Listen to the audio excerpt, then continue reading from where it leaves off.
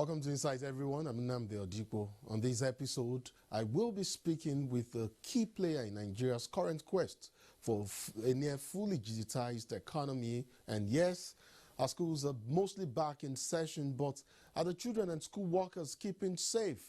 We will hear from an expert on how a safer environment can be created for learning, even as an increasing second wave of COVID-19 infections threatens continued in-person learning in schools. Joyce Omitsu is here and standing by to bring you more on this episode. Joyce? Thanks, Nnamdi, and welcome everyone. The last few days have seen a flurry of activities literally on all fronts of our national life, whether in politics and governance or security and the economy. Well, I intend to sieve through the flurry and discuss the immediate and long-term impact of some of these developments. I do have a guest on standby to give insights to some of the issues. Very well, Joyce. Let's, I guess we should begin with the discussions already.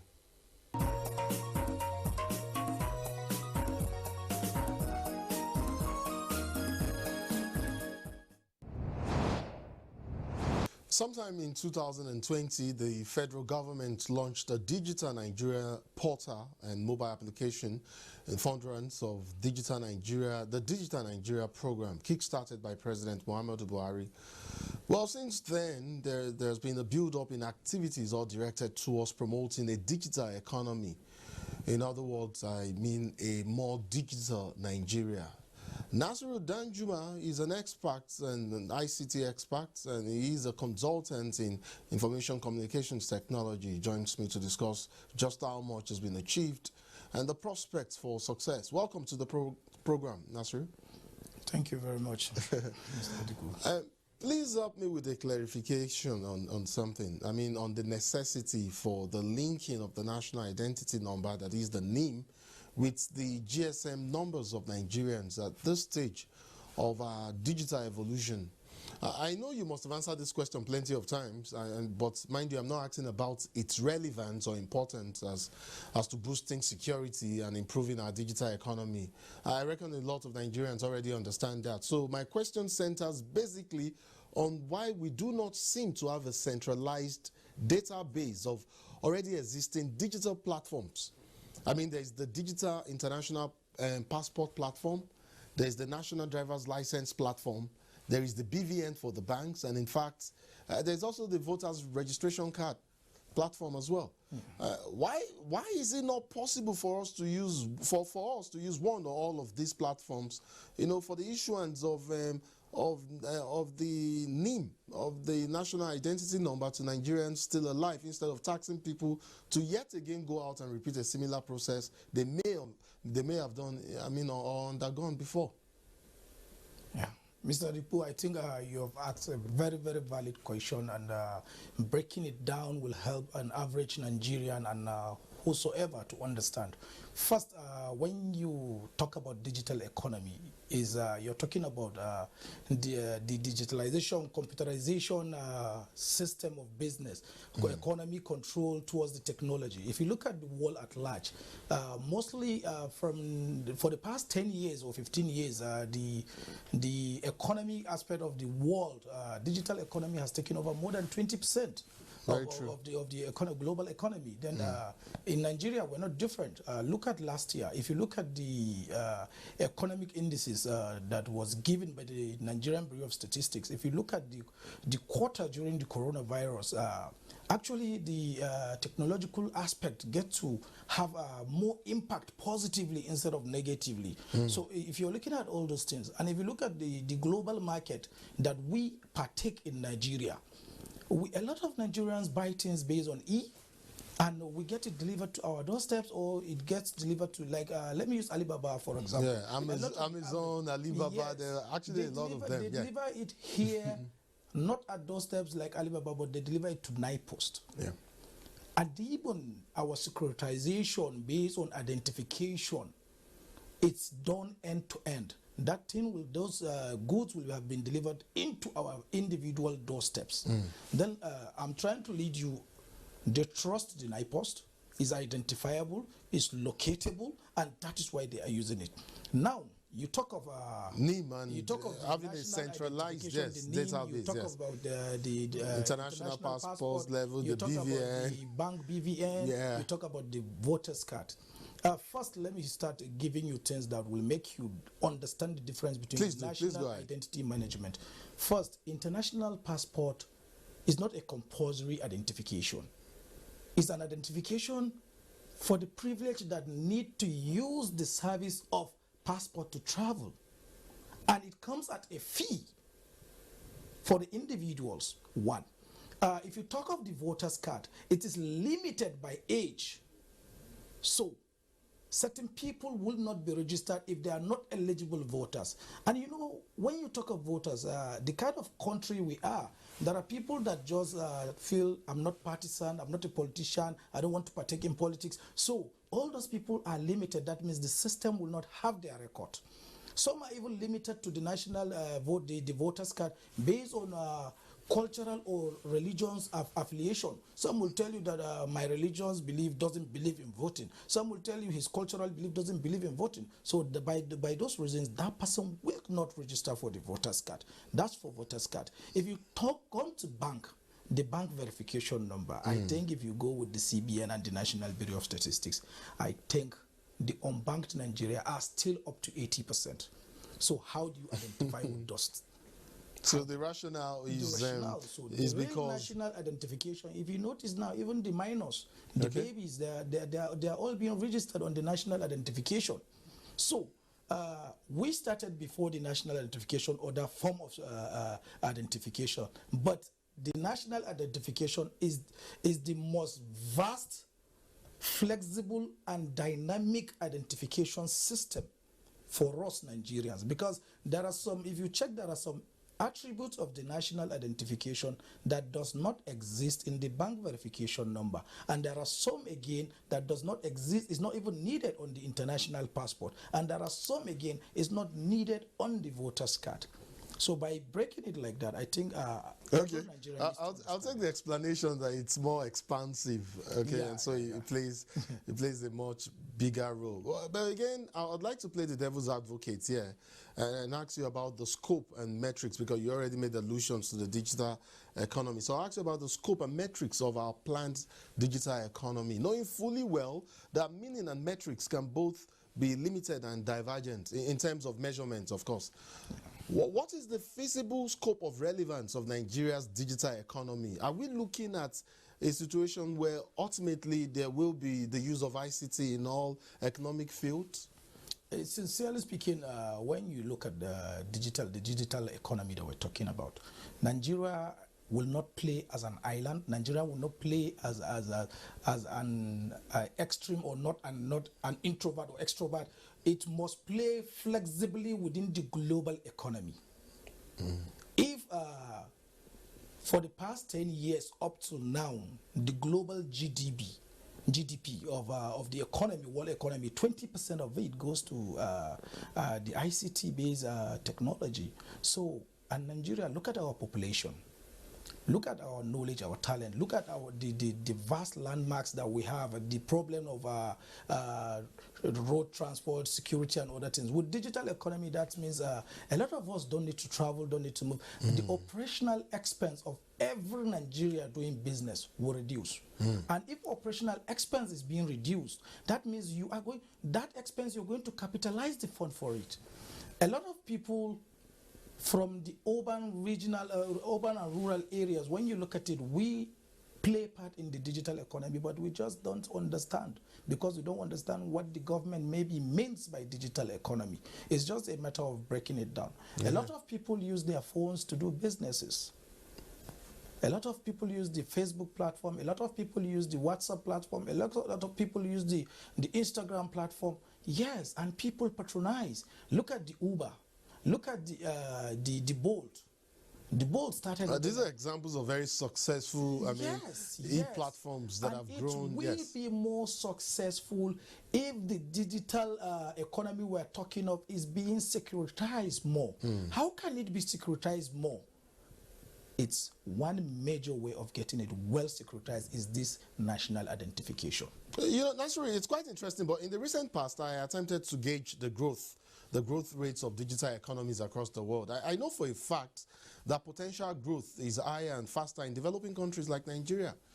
Yes. Well, would you say we are truly and currently in a position where barriers can be surmounted to spark innovations in various economic fields? It will if we get the securitization right. You see, security is the bedrock of everything, of every business, social, religious, whatsoever you call it. With security, and the sweetest form of security globally is this, what they call digital securitization, which is interrelates 100% with digital economy. Let me give you an example. I was privileged to travel not up to 2 years when the new international passports was issued. So I renewed my passport. If you check the new international passport, the national identification is there. And you should know for sure that your national identification is linked to your BVN. And your BVN is linked to your account. Your account, that means your account is linked to your international passport. Your international passport is linked to your phone number. Your phone number is linked to your national identification. So in that, there are channels of control securities. If they don't get you towards one angle, they will get you towards the other. So imagine you're relating with an average Nigerian. You don't know me, but with my national identification, it gives a comfort of you will do any business with me. Because I can verify a lot of things. It will reach a stage that all those data would be grouped and harmonized in a one system, whereby with just your national identity, you get all. Yes, we may not be there yet, but we're gradually growing. And are there evidences? Have you seen some things, some innovation somewhat in some field or some sector that has impressed you and has given you hope in Nigeria's potential or prospects for growth, especially, talking about digital economy or growing our digital economy? Really, there are. I happened to go to an institution. Last week I was in Jos to write the accounting examination. I'm trying to know more about accounting. Okay. And just through my phone, I was asking about certain registration details, and through the phone they just said, no, just go to the website. You will get to do everything. And everything I was looking for, from the material to the study center to knowing where I will write my exams, everything is on the e-platform. Yeah, but isn't that just ICT application right now? It's not just... yes. It's not just I would consider that ICT application. But in terms of innovations now, what do we have on ground? What are you seeing as an expert? What are you sensing? There are a lot of, you see, like the education system, it's fully going digital. A lot of people, without going to school, what we used to travel out to do, we're doing it in Nigeria. And there are a lot of youngsters that are coming up with innovative ICT application. Okay. That is just like the way an entrepreneur just look at the system, see the limitations, and create a solutions. So now a lot of entrepreneurs are going back to creating platforms of solution, and they are selling it. There are a lot of apps now, applications that are being designed by Nigerians, either security application, business application, commercial applications, and are being sold. And we're getting the values, not even sold internationally. We locally here are valuing those applications, and we are buying it. And they are being designed by our own local people. Excellent, fantastic. I sometimes when I do have the time, I drive around the town, and it's just to get a sense of what is happening around. And so one of those times I came across a tech hub somewhere in the central business unit of Abuja here, and I was quite impressed by what I saw. I saw teenagers, young adults, trying their hands at new things, and it was quite fascinating for me to see that, and it gives me hope and inspires hope that we just might get there. But there's an issue I'd like to take you on. It's the issue of data privacy. I'm aware Nigeria recently joined the rest of the world to mark the Data Privacy Day. Can you explain, if you can, to us how data privacy guarantees protection and how it factors the rights of a user. Can you create a scenario to buttress how it's possible that the right of a user can be dismissed? I know, let me give you a typical example of what I mean now. Yeah. WhatsApp, for instance, has end-to-end encryption. Yeah. So it protects me as a user. At what point can the government, for instance, maybe the police, go to WhatsApp and say, we need this person's information, we need to get information, or we need to go through the history of this person's chat, and WhatsApp allows them to violate my privacy? Is it only when there's a crime involved or something? You know, for instance, let me give you an example with even the telecommunication services, whereby when data of someone is needed, they have to get a written consent. The police is a regulatory body, you know, the judicial is a regulatory body. There are certain consent that are given by the authority. The constitutional authority of the government of the country gives those rights. And as a citizen, first, you know your right and you know what you're meant to. It has to do with you know, in everything you do of life, there is the ethics, the ethics of it. Whereby you look at, okay, now they are looking for this information for security reasons.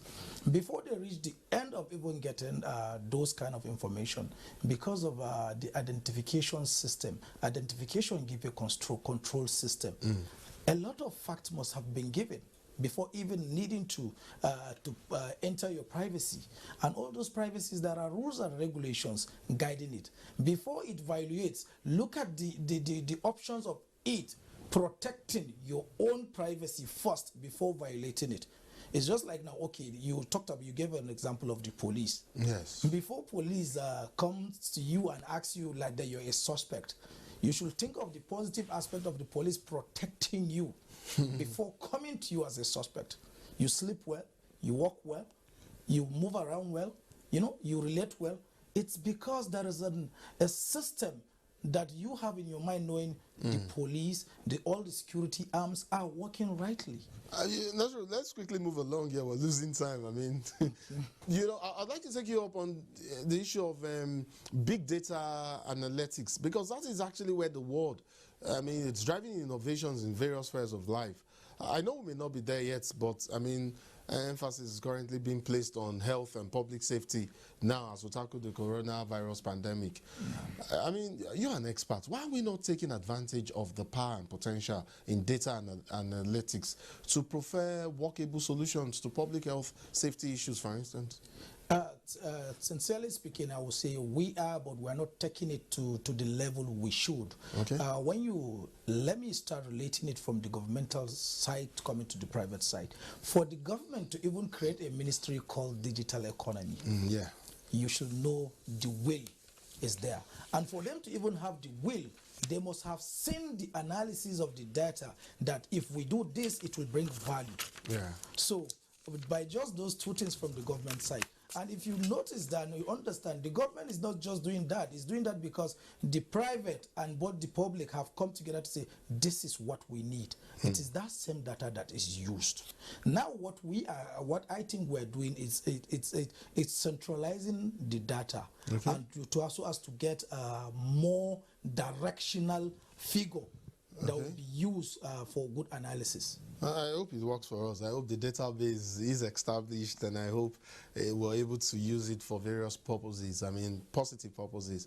I do hope. Finally, Nasiru, before I let you go, I mean, you are a well-traveled man. You're well exposed. You and I have been to other climes and have observed what is happening. Do you think we'll get to a stage where internet data connectivity and service would almost be free and can be accessed in public places like airports, like you go abroad, and actually just some of our sister West African countries, you'll be able to just log in as soon as you're in the airport or something for free? Do you think we'll ever get to that stage where internet services might just be relatively cheap and affordable just for everyone? Let's look at it from a realistic point of view. We will, but even those countries that you're calling it free, it's not free.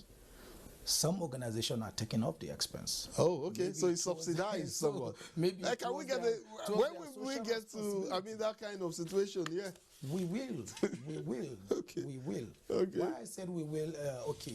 Some institutions, they do those kind of social responsibilities so as to get the data of usage and get analytical figures so as they use in boosting their market. If you go to some countries, if you go for you to register and use the free you Wi-Fi, certain personal details. Yeah, details, yes. They might not even ask you personal questions. They just, why are you there? From which country? What are you buying? What shop? You know, your phone number. Yeah, those data are the things that they use to get statistics of people there, to get the directional of what they need, how they need, and how they even service them. So with much centralization of data and getting it more accuracy, a lot of, without the government coming into that aspect, what the government is doing is to create the platform. You and I, maybe will, through entrepreneurship and other form of businesses, will come and give those free services so as to get some access to information. We're totally out of time now. Nasiru Danjuma Usman, ICT expert and consultant, I want to thank you so much for coming on Insight. Thank you very much, Mr. Adiku.